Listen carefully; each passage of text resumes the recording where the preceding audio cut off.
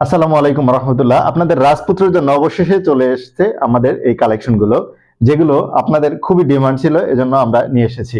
এর সাথে কিন্তু একটা ক্যাপ থাকছে, কিউট একটা ক্যাপ থাকছে। এখানে সুন্দর ডিজাইন রয়েছে।